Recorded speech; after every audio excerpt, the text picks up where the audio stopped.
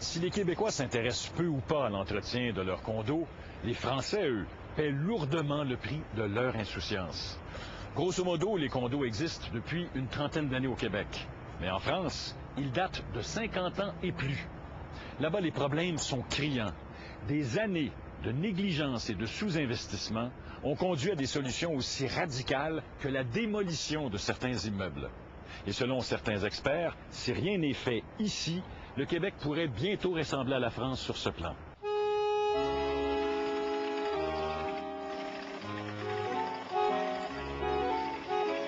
À 10 km de Paris, une banlieue, Clichy-sous-Bois. On y retrouve la PAMA, un ensemble de 3 immeubles, 380 logements en copropriété, construits en 1958. André Vivier est venu s'installer ici il y a 40 ans. C'est vrai que ce n'était pas désagréable à l'époque. Et ça ressemblait à un grand village. Et puis ça m'a séduit parce qu'on pouvait parler de séduction à l'époque. Et j'ai acheté comme ça en 1968.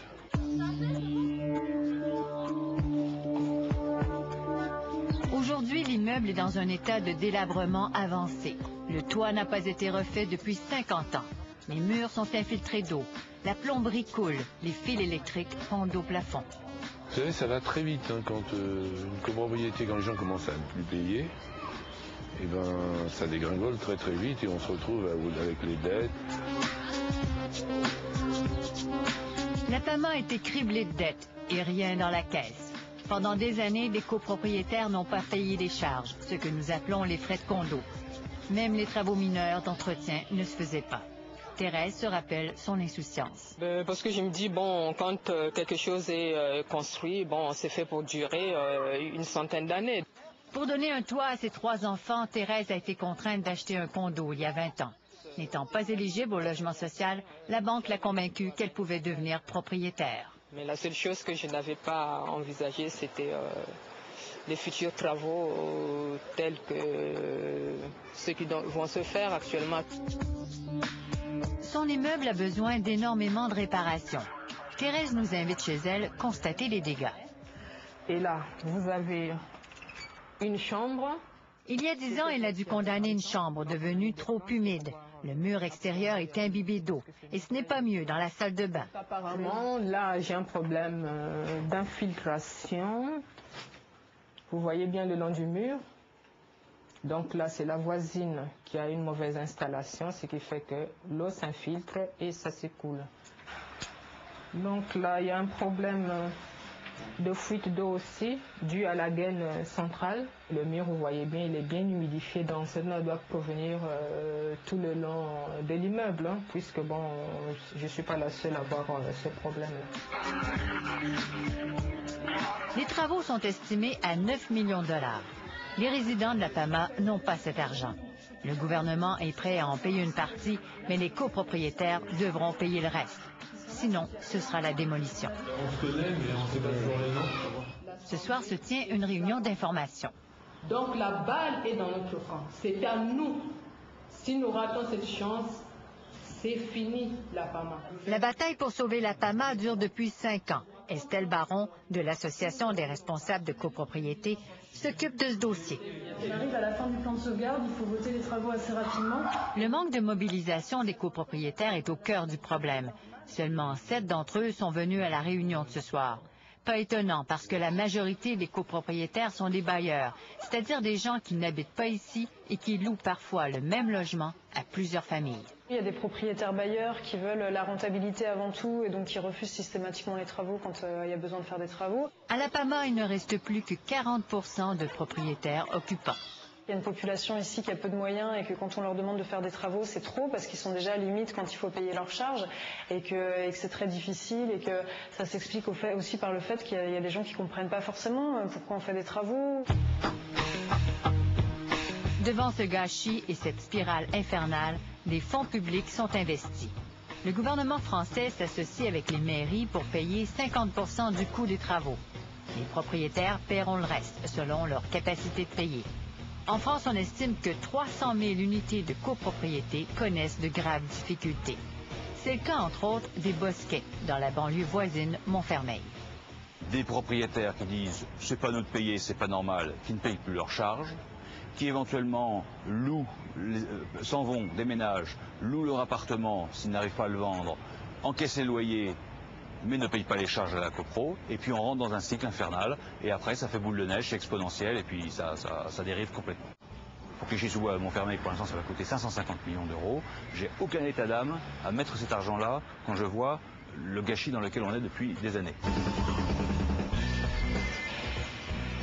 Des centaines de millions de dollars seront investis par les différents paliers de gouvernement français dans les 10 prochaines années.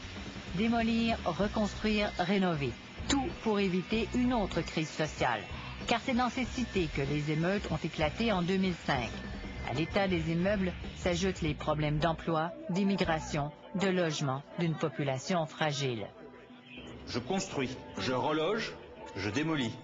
Okay. Je construis, je reloge, je démolis. Je construis, je reloge, je démolis. Okay. 3 cycles, et on aura démoli 690 logements, et j'en aurai reconstruit au moins autant. Ces immeubles que l'on démolit aujourd'hui n'ont que 40 ans. Ils se sont délabrés faute d'entretien. La mairie reconstruira surtout des HLM. Fini la copropriété. Cela fait maintenant 24 ans que l'on a commencé à racheter les appartements petit à petit.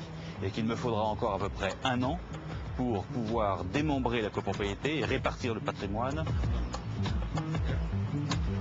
En France, on a décidé d'être beaucoup plus sévère à l'avenir envers ceux qui ne paient pas leurs frais de condo. Olivier Brane est un avocat spécialisé en immobilier. Vous avez des gens de parfaite mauvaise foi qui préfèrent s'en aller à la plage et au soleil plutôt que de payer leurs charges de copropriété. Alors ça se détecte. Pendant que les pouvoirs publics rénovent, les syndicats de copropriétaires poursuivent en justice les mauvais payeurs. C'est le bâton qu'il faut. Et le bâton, c'est des pénalités, c'est des dommages-intérêts que certains tribunaux en France, d'ailleurs, commencent à infliger aux copropriétaires de mauvaise foi qui ne paient pas leurs charges.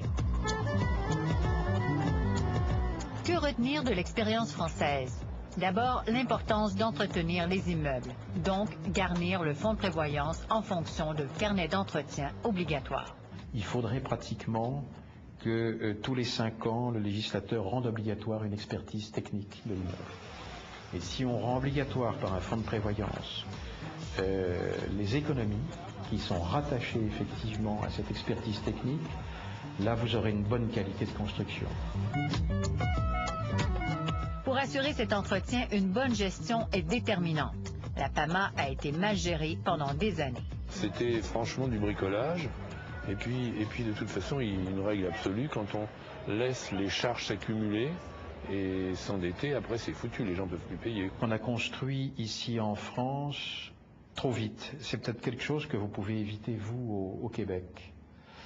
Dans les années 50, 60, on a construit beaucoup d'immeubles de grande hauteur, parfois trop vite, parce qu'on était en période d'expansion économique extraordinaire. Donc on a construit trop vite et un peu n'importe comment. Depuis 10 ans, la France resserre chaque année un peu plus son code de la construction. Par exemple, il est interdit de construire en bois, comme on le fait au Québec. Les murs de béton doivent avoir 20 cm d'épaisseur, les planchers 25 cm.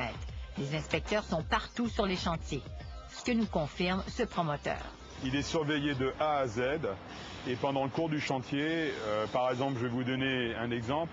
Là, ils sont en train de couler des murs en béton. Eh ben, on va prendre des échantillons du béton pour les faire contrôler. Et si l'échantillon n'est pas bon, on va casser le mur et on va le refaire. Donc c'est extrêmement draconien. Ces nouvelles normes ont bien sûr alourdi le travail et fait grimper les prix. Mais elles permettent d'éviter une dégradation prématurée des immeubles. Mauvaise construction, mauvaise gestion, mauvais payeurs. L'insouciance du passé est allée trop loin et coûte aujourd'hui très cher. Et ce sont tous les Français qui en paient le prix. Nous, au Québec, on a des immeubles qui commencent à se dégrader. Oui. Et les gens se disent, on fera les travaux plus tard, on remet toujours à plus tard. Ah oui, ça coûtera 10 fois plus cher et ils vont payer... Les plus malins vont partir avant tout le monde, resteront les plus pauvres et qui auront tout d'un coup la nécessité de sortir 10 fois plus d'argent que ce qu'ils auraient à sortir aujourd'hui. C'est un très très très mauvais calcul.